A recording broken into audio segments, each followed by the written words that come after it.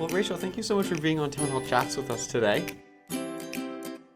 So can you tell me a little bit about Swipe Out Hunger and what you guys do? Thank you so much for having me. Yeah. So Swipe Out Hunger is a national nonprofit, and we operate on college campuses across the U.S. We started with a few friends at UCLA, and we've now grown to 83 universities. And at each one of these schools, the university has committed to making sure that their students' basic needs are taken care of, which means have our students eat in today, which nationally is a huge epidemic, I would call it. At community colleges here in Los Angeles, 2 out of 3 community college students at LACCD are food insecure. 1 out of 5 are homeless or housing insecure. So it's a huge challenge. And what we don't acknowledge is that these folks are trying to get out of whatever financially tough place that they're in by getting their degree. So if we actually intervene, if we help provide meals, if we help secure housing, we can make sure that students are able to go on and make more money. So essentially, Swipe Out Hunger, our mission is to partner with universities to end student hunger, and that the most common way we do that is on 4-year universities, where students are able to donate the extra money from their meal plan to their friends on campus so that everyone can have access to the dining hall. So if I had extra money on my plan, how would you benefit if you were like food deficient? Yeah, so all of our programs are student driven. So students organize on a campus and get the program launched, and at the end of each semester outside the dining halls, we set up these wonderful tables that have signs if you're food insecure, here are resources, if you have extra money in your meal plan, come donate them, and students have the chance as they're entering the dining hall for dinner. Takes 30 seconds to give away their swipes, and then we work with other offices on campus, the offices that support foster students, offices that support low-income students, to help identify students that are food insecure, and then we transfer the donated dollars onto the accounts of food insecure students, and just like everyone else, they swipe into the dining hall and get access to a warm meal that they have with their friends. Right. What I think is cool about what you guys are doing is it kind of is in a way erasing the stigma by transferring the swipes onto somebody else's card. Exactly. Wow. There are over 700 U.S. universities and colleges with an entire the social service of a food pantry there. Wow.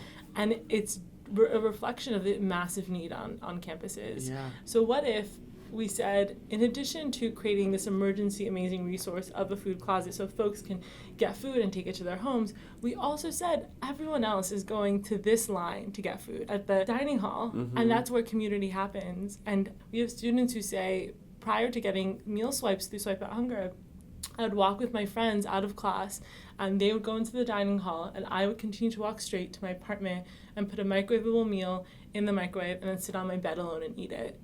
So that's the difference on a college campus when a student is there, not necessarily to get food. Like, you go to college to have the college experience, and we're depriving them of that by saying, we know you're food insecure, and we're going to create a separate line for the poor kids to go get food. Right. The future dream campus that we're building is one that's actually designed for the needs of today's students. Also, you were recognized by the Obama administration as a champion of change, was it? Yeah.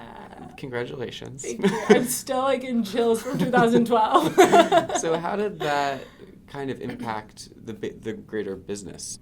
It did 2 things. The first is we went out to DC and we were still seniors in college. Okay. And when we got back, we had this amazing ceremony, got to meet the president. We were in a room of 50 people, and Obama's in front of us, and it was a surprise.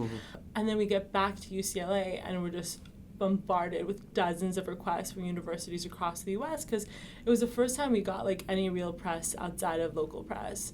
And it led to so many other students emailing us and saying, I have extra meal swipes, I want to do something better with them. Wow. Secondly, it taught us as a bunch of angsty teenagers that what we were doing was not just breaking the rules, because as you can imagine, UCLA was not very excited to give all this money away and restructure this whole new program and not know how it's going to impact their budget, understandably so. Right.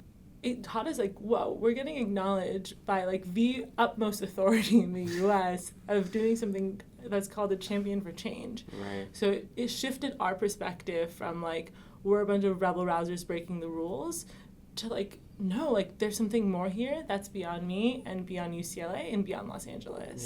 Yeah. You've also been vocal about being an entrepreneur as a young woman of color and how that might make some people kind of perceive you as not as credible or serious about your organization or your mission. So how have you kind of dealt with criticism or those obstacles? Yeah, the cards have not been stacked in my favor, right? I didn't know how things work. I didn't know how to fundraise. I didn't know how to build a board. I didn't have any like rich uncles. My parents didn't know what the SAT was, right? Yeah. So like here I am trying to navigate and not only build an organization, but build one in the higher ed space, work in the social sector, and just not know so much. I would say that it was the greatest asset I had. Yeah. Because I was naive, and the moment I learned that people are going to underestimate me anyway, I used it to my advantage. I would meet with people who thought that what we were doing was just a bunch of kids who weren't going to go anywhere. And so when I asked them questions, they were very happy to support us because they didn't see us as a threat. Yeah. They didn't see us as something that could potentially take up more space in the sector even. So I think personally, one of the things I'm proudest of is that we continue to hold that belief that it's going to be young people, and as our team grows, we continue to center student voices, because I know that I'm going to become a stodgy old person very soon, and I'm very cognizant of not wanting to keep anyone else out. Yeah. But yeah, I'm Middle Eastern and I'm Jewish, so it's like I'm doubly warm and welcoming. I want to hug people like with consent and like Right.